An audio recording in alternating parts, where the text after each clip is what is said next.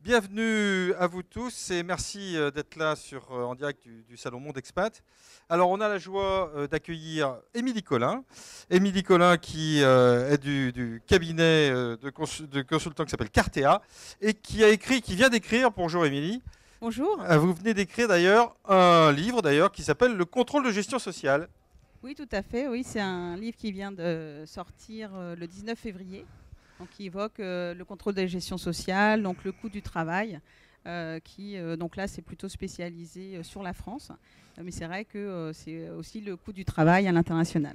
Très bien, alors dites-nous un peu qui vous êtes. Cartea, ça fait quoi? C'est qui? C'est un cabinet de gestion de ressources humaines?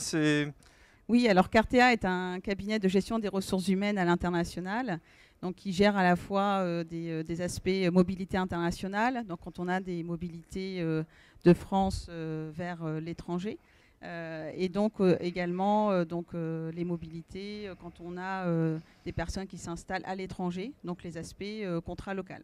Donc à la fois toujours dans tout ce qui est mobilité internationale, ressources humaines internationales. Donc c'est spécialisé sur l'expatriation, la mobilité et la gestion de ressources humaines. Exactement. Alors on a choisi un thème. Vous êtes combien de personnes d'abord peut-être avant? Nous sommes deux. Vous êtes deux personnes et implanté à Paris. Oui. Très bien. Il y a une spécialité géographique en matière de mobilité internationale ou est-ce que c'est tout pays et c'est plutôt dans la gestion de la ressource humaine en tant que telle? Alors en fait, c'est quand on a des mobilités de France vers l'étranger, donc c'est vers tous les pays en fait. Donc c'est vraiment la gestion de cette mobilité. Et puis ensuite, quand c'est en droit du travail local, donc c'est davantage sur des zones géographiques comme Amérique du Nord, Europe, qui a quand même beaucoup de besoins, et puis l'Asie. Donc ce sont ces aspects-là. Alors on va parler un petit peu plus de Grande-Bretagne puisque c'est une des destinations privilégiées, je pense, un peu des expatriés français. Je ne sais plus combien d'entreprises ou d'expatriés français en Grande-Bretagne, mais il y en a un paquet. Donc en fait, il y a plus de 3000 entreprises qui sont installées au Royaume-Uni.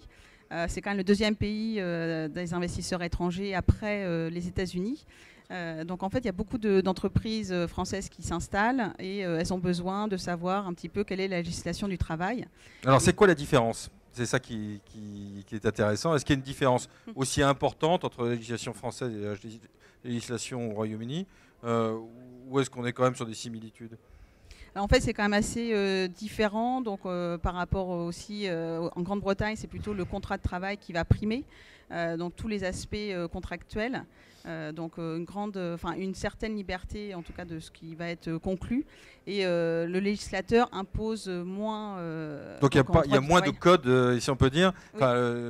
Il y a moins de jurisprudence ou de code et il y a plus de contrats, quoi. Oui, il y a beaucoup plus de contrats. Et puis également les relations collectives qui sont plus pragmatiques, donc notamment si on a besoin d'un syndicat sur place et si les salariés le souhaitent. Donc en fait, c'est moins imposé et donc ça laisse beaucoup plus de liberté à l'entreprise de mettre en place les aspects, qu'est-ce qu'ils veulent mettre comme avantages sociaux, est-ce qu'ils veulent mettre en place une retraite privée, est-ce qu'ils veulent mettre en place une mutuelle. Donc c'est moins imposé. Donc mais c'est beaucoup par la négociation et c'est beaucoup plus par une entente, quoi, si on peut dire. Oui. Alors ça veut dire que quoi, les contrats font 48 pages avec 250 clauses parce qu'il faut tout prévoir ou est-ce que c'est quand même beaucoup plus souple que ça? En fait, les contrats, effectivement, sont assez longs. Après, ce qu'il existe aussi, c'est en fait un manuel des conditions de travail dans l'entreprise. Donc, ça se fait également un manuel qui va résumer toutes les conditions de travail applicables aux salariés qui ont été négociées et donc qui s'appliquent à tous. Donc, on a à la fois le contrat et puis le aussi contrat et le manuel d'utilisation du contrat, quoi, finalement. Voilà, c'est ça. Donc, on va retrouver ces informations. C'est un peu comme l'affichage en France, à part qu'on n'a pas d'affichage, là, on a un manuel. Voilà, c'est ça. Mais qui doit être plus précis, doit peut-être plus savoir de choses à l'intérieur. Oui, parce qu'en fait, comme il y a moins d'impositions, il y a moins de lois qui régissent certains aspects, notamment tout ce qui est donc absence maladie. En fait, l'employeur peut proposer en plus. Et c'est vrai que nous, en France, les salariés sont quand même assez protégés. Et donc là, il y a moins de protection. Donc c'est plutôt à l'entreprise qui va compléter les dispositions locales. En fait. Donc pour attirer les salariés. Donc voilà, et surtout c'est ça. Donc en fait, il y a beaucoup d'aspects un peu marketing RH. Donc Donc vraiment valoriser quelles sont leurs conditions. Donc c'est vraiment, ils attirent de manière pragmatique. Hein. Ah oui, on doit se vendre pratiquement, si je comprends bien, aux salariés et non pas l'inverse comme en France où ce serait enfin non, si ça commence à être aussi en France. Hein, oui, pour tout à attirer fait. les Mais bons c'est profils, vraiment pour valoriser toutes les conditions qui viennent compléter les bases locales en fait. Alors, il y a beaucoup de mythes qui circulent autour de la Grande-Bretagne, de l'implantation en Grande-Bretagne. Mais enfin, pourquoi est-ce qu'il y a 3000 entreprises qui sont implantées? Est-ce qu'il y a une raison spécifique pour ce que les entreprises se jettent sur la Grande-Bretagne? Parce que c'est pas non plus, la Grande-Bretagne n'est pas le premier partenaire de la France, loin de là au niveau économique.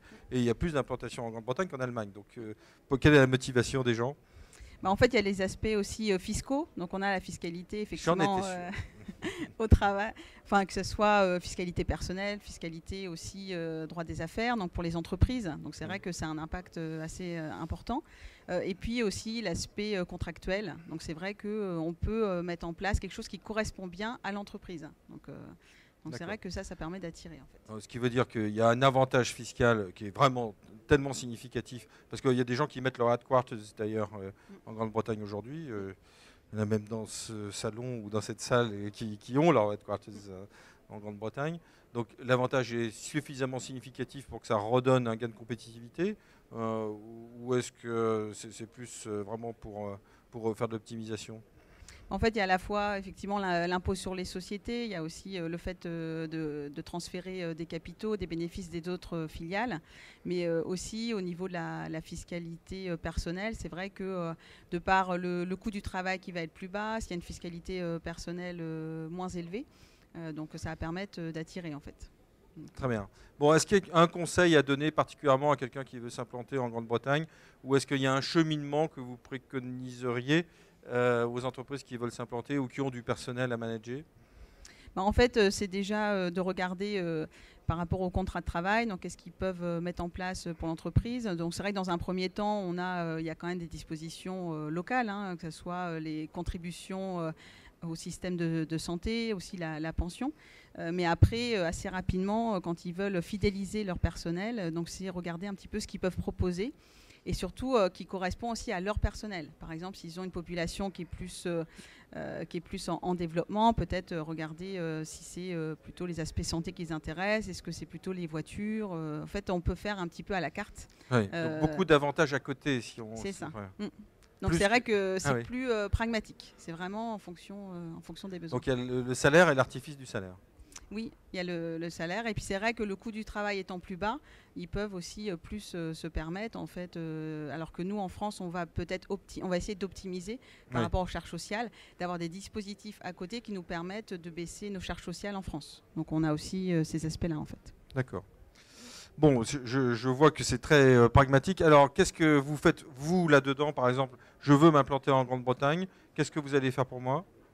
Alors en fait, j'accompagne à la fois les salariés qui partent à l'étranger, donc effectivement, donc c'est l'accompagnement du salarié, donc que devient son contrat de travail français, la protection sociale, qu'est-ce qu'on en fait, est-ce qu'on est détaché, expatrié, sécurité sociale, l'impact fiscal, connaître un petit peu les coûts de la fiscalité, et puis également la rémunération, quelle prime on va mettre en place ou pas. Et puis aussi l'installation en local. Donc c'est justement connaître un petit peu tous ces aspects, droit du travail, le salaire minimum, avoir un certain nombre d'aspects qui vont permettre une installation. Donc à la fois le côté mobilité, donc de France vers la Grande-Bretagne, et puis aussi une transition, donc c'est l'installation en local. Très bien. Et alors, pour mon information personnelle, il faut mieux être détaché ou expatrié alors? Ou alors il faut mieux avoir un contrat local, avec ce que vous me dites, c'est beaucoup plus souple? Alors en fait, détaché, expatrié, donc c'est vrai que l'expatriation sécurité sociale, on a des organismes qui existent, qui sont l'équivalent de la sécurité sociale française, donc qui permettent vraiment une très bonne couverture. Donc le détachement, l'intérêt de la sécurité sociale, c'est vraiment une continuité de protection, donc il n'y a pas de rupture. Mais c'est vrai qu'on a des systèmes expatriation qui sont assez développés, avec à la fois la santé, la retraite, qui permettent une continuité. Donc après, il faut se dire aussi que la Grande-Bretagne fait partie de l'Union européenne, donc on a tous les aspects coordination de la sécurité sociale. Donc c'est vrai que même si on est en contrat local, il y a quand même de la coordination qui est effectuée entre les différents systèmes, notamment les systèmes de retraite. Ah oui. Donc en fait, on a quand Donc même... ça permet d'avoir une continuité aussi, oui. même sur l'expatriation. Donc c'est vrai qu'on a quand même ce périmètre européen, même si la Grande-Bretagne, effectivement, on a ce droit du travail local, mais on a quand même un certain nombre de mécanismes de directives européennes qui sont applicables à tous les pays, dont la Grande-Bretagne et la France. Eh bien, merci. Je rappelle votre dernier livre, hein, j'en fais la promo, qui est aux éditions... G-Réseau. Édition G-Réseau. Édition G-Réseau. Et ben voilà, sur le contrôle de la gestion sociale. Merci Émilie. Et ben j'espère que vous avez convaincu quelques personnes d'utiliser vos services et d'utiliser Cartea. À très bientôt. Merci.